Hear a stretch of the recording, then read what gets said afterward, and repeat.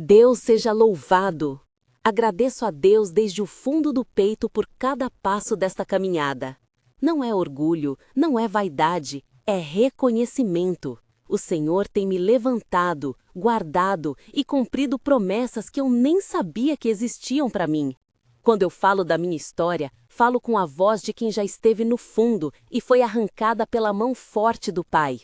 Falo para que alguém que me escuta hoje saiba que existe saída, que existe socorro presente e que a comunhão transforma. Antes de começarmos, irmão, irmã, fica comigo até o fim, se inscreve no canal, ativa as notificações e deixa o seu like. Assim você ajuda a levar essa mensagem de esperança a mais pessoas que precisam ouvir que Deus opera hoje. Meu nome é Ana. Nasci e cresci entre ruas de Santo André. O som que embalava minha vida vinha do pagode que tocava nas esquinas, do tamborim que alguém puxava na laje, do corpo que procurava prazer para esconder um vazio grande demais. Meu pai trabalhava o dia todo e dormia cedo. Minha mãe, Maria, era uma mulher de fé simples. Acendia a vela, fazia oração na cozinha, falava baixo com Deus na hora de lavar a roupa. Eu nunca entendi muito bem aquelas palavras dela, até o dia em que uma empregada que trabalhava na casa ao lado veio dizer que tinha encontrado Cristo e me convidou para ir à comunhão. No começo eu ri. Eu tinha minha gangue, meus shows, minhas músicas, a rua era meu altar.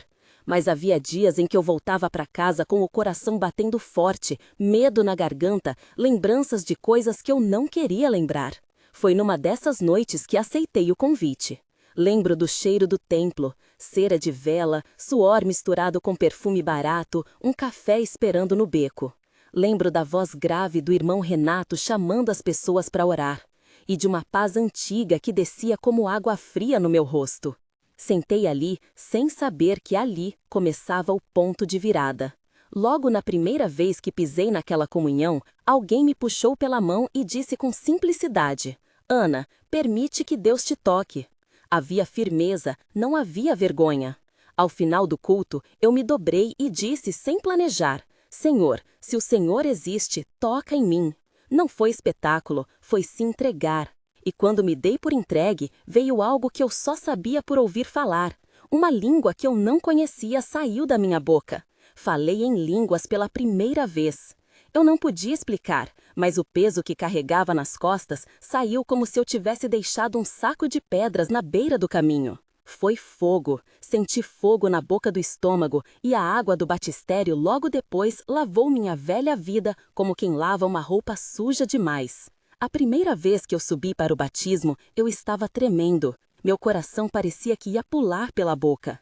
Ali, imersa na água, eu senti que o nome que eu carregava não era mais só o meu.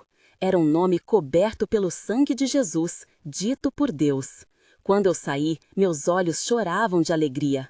A comunhão entrou em mim e mudou meus gestos. Minha mãe, que sempre rezara na cozinha, veio chorando com as mãos trêmulas e disse: Filha, eu sabia, eu sempre soube. E naquele abraço, eu percebi que a fé dela vinha antes da minha conversão. Era uma herança que eu, teimosa, acabara por recolher. Não pense que foi tudo luz no mesmo instante. A liberdade que veio foi batalhada. Eu tinha amigos que me chamavam para a estrada, para vender ilusão. Tive noites de medo quando um homem apontou uma arma para mim em um beco, quando o sangue frio do perigo me fez pensar que eu poderia não sair dali. Mas houve algo que mudou a disputa. Eu comecei a orar diferente. Minha mãe dizia, com uma fé concreta: Eu te cubro com o sangue de Jesus. E ninguém cobria como ela. Havia uma cobertura espiritual na casa dela que eu só entendi depois, quando um dia, agarrada ao travesseiro, senti uma presença que parecia uma mão que me cobria, e o medo saiu como fumaça.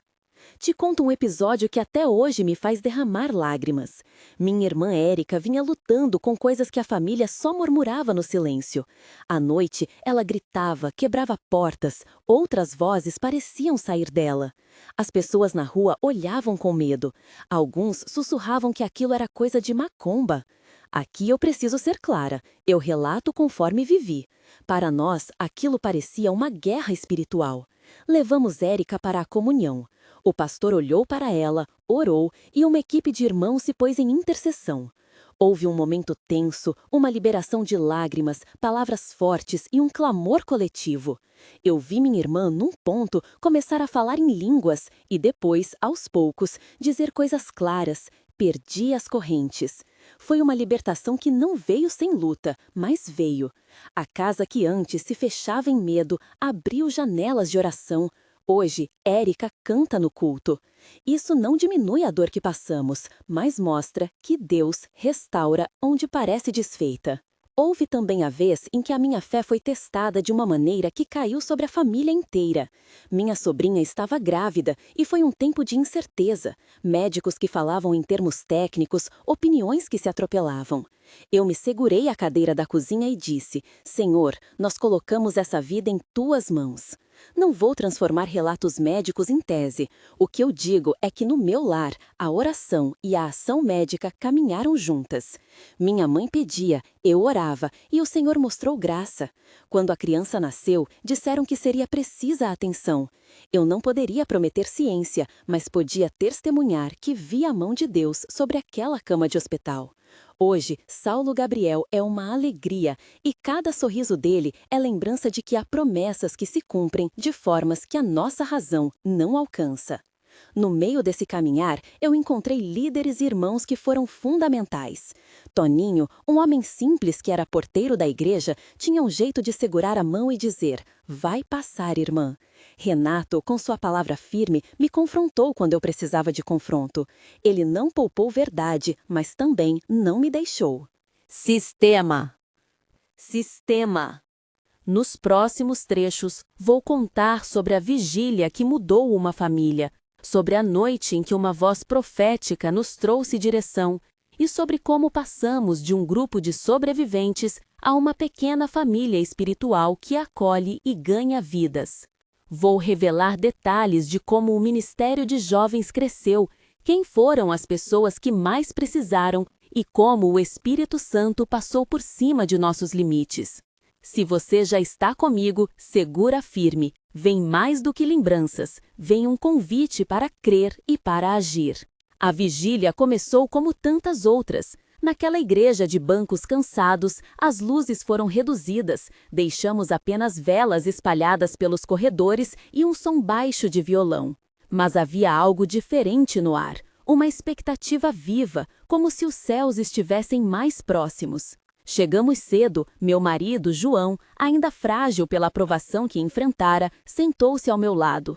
Segurei sua mão e senti o frio da madrugada tentando entrar pelas frestas das janelas, mas também senti aquecer a esperança entre nós. Cantamos até a voz falhar. Havia oração de joelhos, mãos erguidas, o choro que é mistura de medo e confiança. Por volta da meia-noite, quando muitos já não conseguiam mais distinguir o cansaço da alma da fadiga do corpo, uma irmã que poucos notavam, irmã Lúcia, de fala mansa e olhos claros, levantou-se e, sem pretender dramatizar, falou uma palavra direta. Deus não tira o que Ele quer reconstruir. Essas frases simples caíram como lâminas, cortando a ansiedade, abrindo o peito para algo maior. A profecia não veio com floreios, veio com autoridade serena, e aquilo nos deu direção.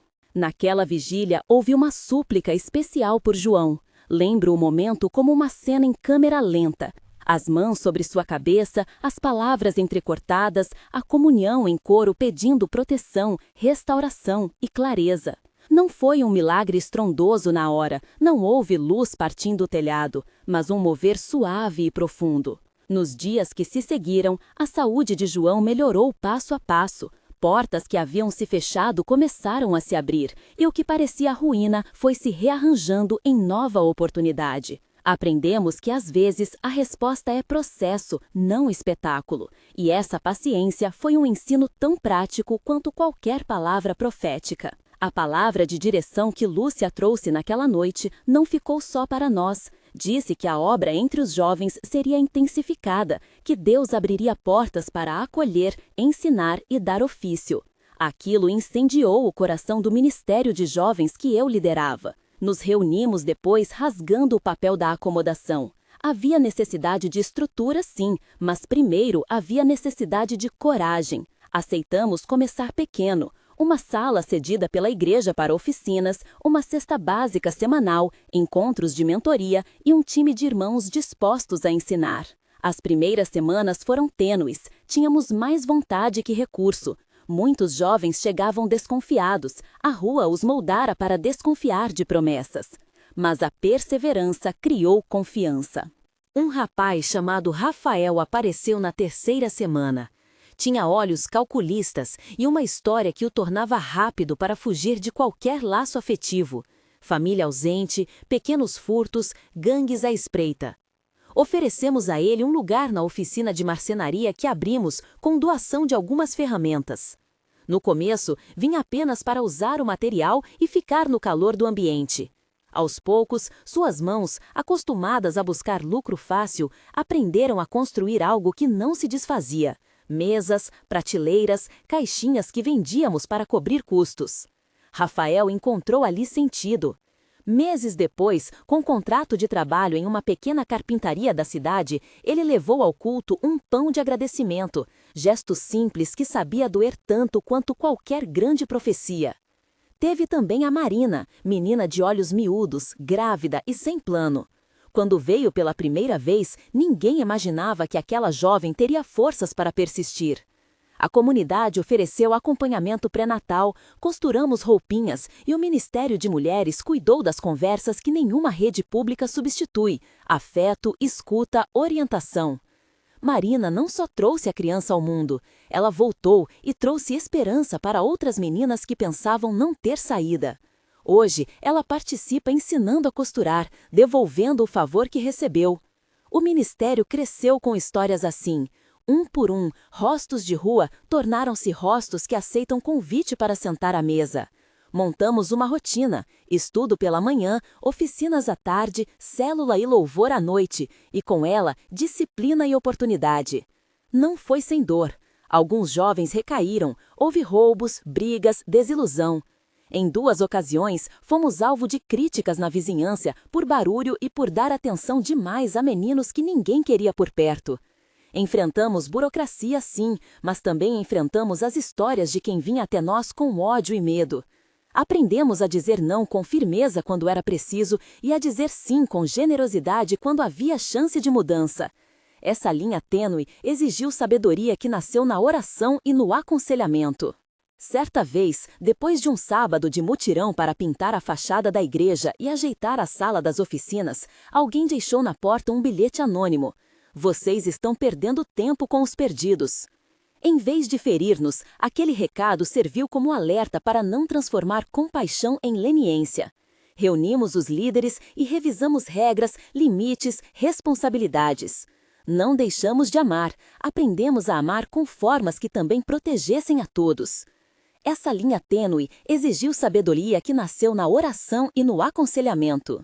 Certa vez, depois de um sábado de mutirão para pintar a fachada da igreja e ajeitar a sala das oficinas, alguém deixou na porta um bilhete anônimo. Vocês estão perdendo tempo com os perdidos. Em vez de ferir-nos, aquele recado serviu como alerta para não transformar compaixão em leniência. Reunimos os líderes e revisamos regras, limites, responsabilidades. Não deixamos de amar, aprendemos a amar com formas que também protegessem a todos. O poder da pequena comunidade se fez visível quando um dos jovens, Tiago, que havia sido responsável por iniciar uma briga no começo do projeto, retornou para pedir perdão em público. Ele falou com voz embargada: "Vocês me deram chance quando eu não queria de mim mesmo."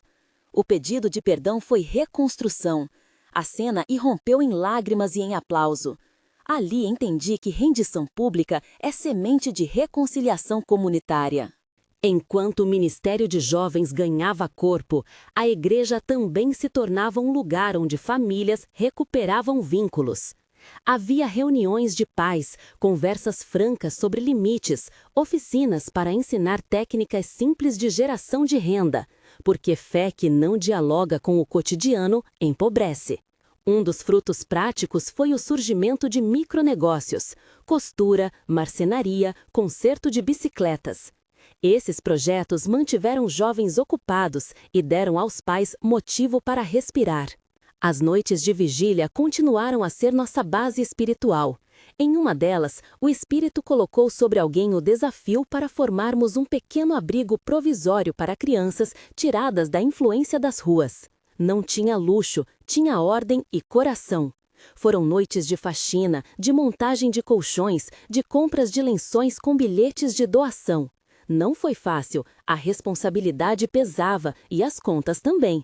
Mas ver crianças dormindo em segurança, rindo em voz alta pela primeira vez, foi pagamento suficiente.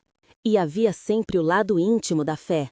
Minha relação com João se fortaleceu na adversidade.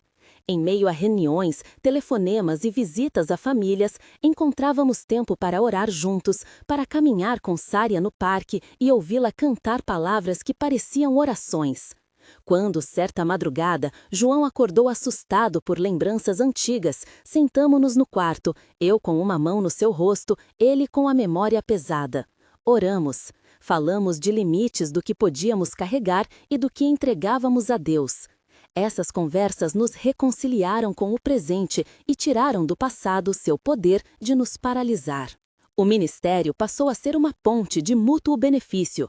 A igreja oferecia estrutura e acompanhamento, os jovens traziam vigor e verdadeiras necessidades que nos desinstalavam do comodismo.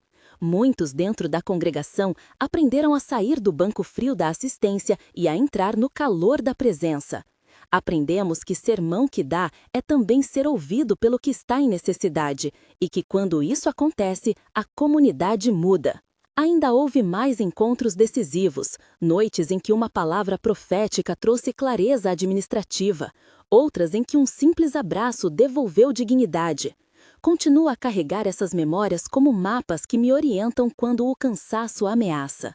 E há por vir acontecimentos que explicarão como transformamos o projeto de jovens em uma verdadeira rede de vida, com respaldo legal, parcerias e ainda muitos desafios pessoais a vencer. Vou mostrar como estruturamos o trabalho, quem se tornou peça-chave nessa engrenagem e quais passos concretos tomamos para que a transformação não fosse apenas temporária. Formalizamos tudo devagar, como se estivéssemos costurando uma rede, ponto por ponto, com cuidado para não deixar nenhuma abertura onde a boa intenção se rompesse. Convidei Lívia, a advogada que vinha à igreja para consultas gratuitas, para nos ajudar a escrever um estatuto e orientar a constituição de uma associação. Lívia transformou nossas conversas em termos claros: responsabilidades, prestação de contas, proteção legal para o abrigo e regras para voluntariado. Ter aquilo no papel não tirou a alma do projeto. Pelo contrário, deu-lhe respaldo para crescer sem se desfazer. Marco, o marceneiro que aprendera a consertar portas na oficina, trouxe empresários locais para ouvir nossa proposta. Alguns deram ferramentas, outros ofereceram pequenas bolsas para cursos profissionalizantes. Dona Rosa organizou uma cozinha solidária que virou ponto de encontro e de aulas de costura. Dali saíram os primeiros produtos vendidos em feirinhas da comunidade. Criamos um conselho gestor, com membros da igreja e representantes das famílias atendidas. Ninguém participava apenas para assinar ata. Havia voz dos que recebiam ajuda. Internamente, consolidamos práticas que preservassem carinho e limite. Ficha de acompanhamento para cada jovem, termo de responsabilidade assinado pelos responsáveis, treinamento básico para voluntários sobre como agir em crises. Tiago, após pedir perdão, passou de caso problemático a monitor.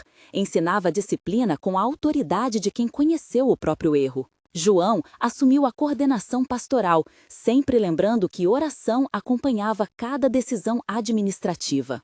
O primeiro pequeno edital que conquistamos não pagou luxos, mas permitiu contratar um assistente social e comprar material escolar.